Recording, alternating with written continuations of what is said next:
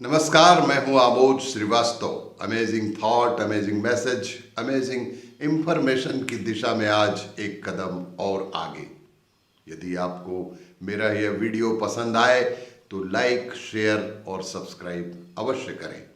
आज के इस चिंतन का, आज की इस कहानी का शीर्षक है जाना है भवपार। एक बेहद निर्धन विद्वान व्यक्ति चलते चलते पड़ोसी राज्य में पहुंचा। एक निर्धन लेकिन बेहद विद्वान व्यक्ति चलते चलते पड़ोसी राज्य में पहुंचा। संयोग से उस दिन वहां हस्ती पट बंधन समारोह था, जिसमें एक हाथी की सूंड में माला देकर नगर में घुमाया जाता था।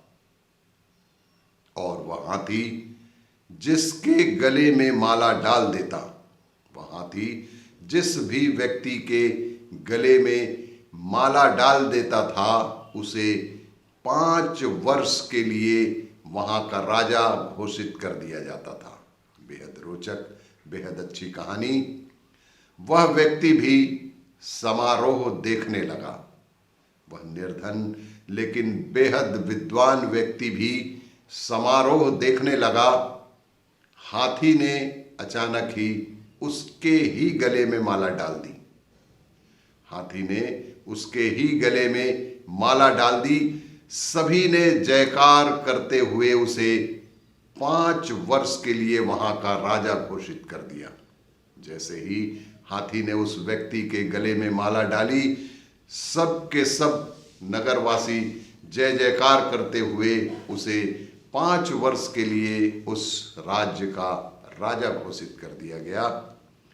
राज पुरोहित ने उसका राज तिलक किया और वहां के नियम बताते हुए कहा कि आपको केवल 5 वर्ष के लिए राजा बनाया जा रहा है। 5 वर्ष पूर्ण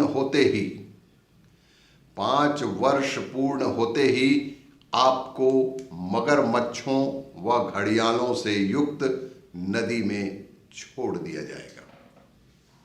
बेहद अजीब एवं अजीबोगरीब नियम कानून उस राज्य का कि 5 वर्ष बाद आपको मगरमच्छों और घड़ियालों से युक्त एक नदी में छोड़ दिया जाएगा।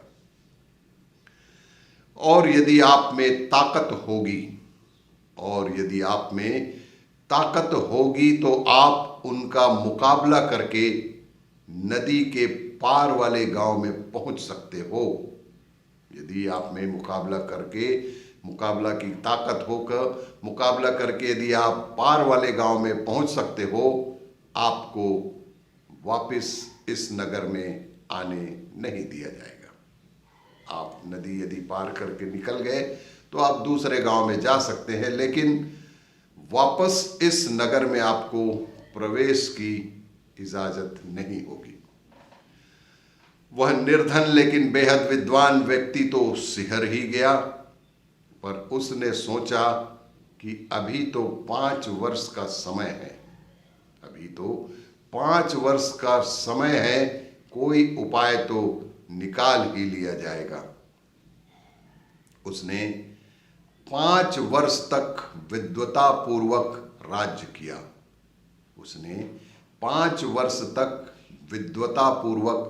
राज्य किया। राज्य की संचालन प्रक्रिया को पूरे मनोयोग से निभाया और इस प्रकार केवल राज्य पर ही नहीं लोगों के दिलों पर भी राज्य करने लगा। वह व्यक्ति विद्वान तो था ही, राज्य पर ही नहीं बल्कि लोगों के दिलों पर भी राज्य करने लगा। जनता ने ऐसा प्रजावत्सल राजा कभी नहीं देखा था।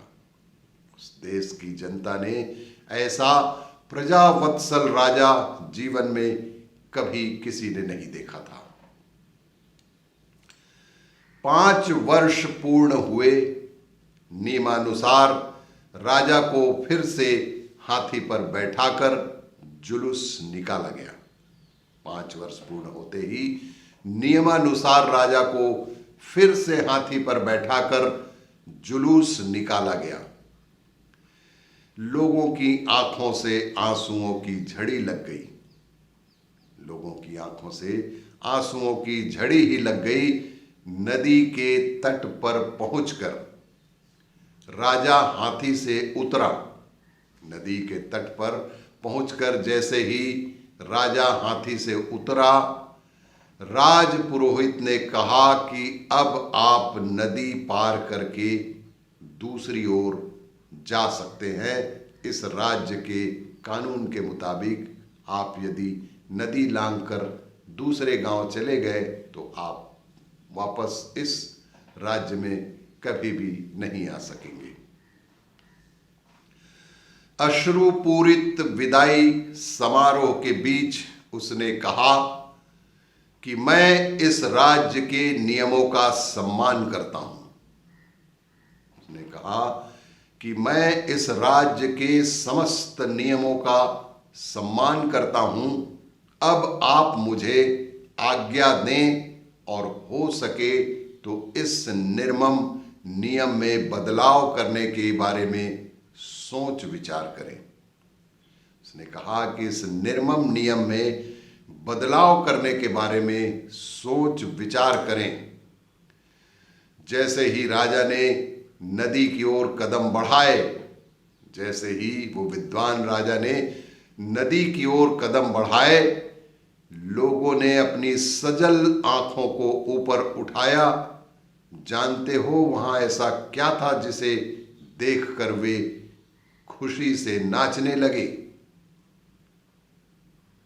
उस नदी पर इस पार से उस पार तक राजा के द्वारा बनवाया गया एक पुल था।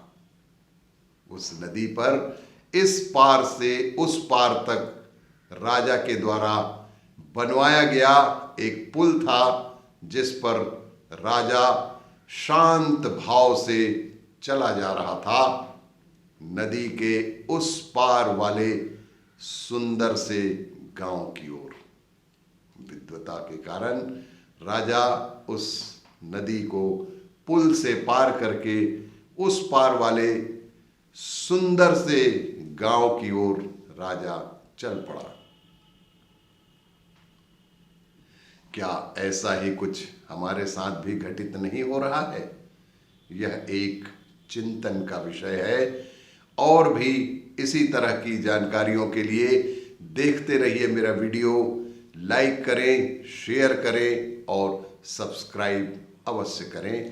धन्यवाद।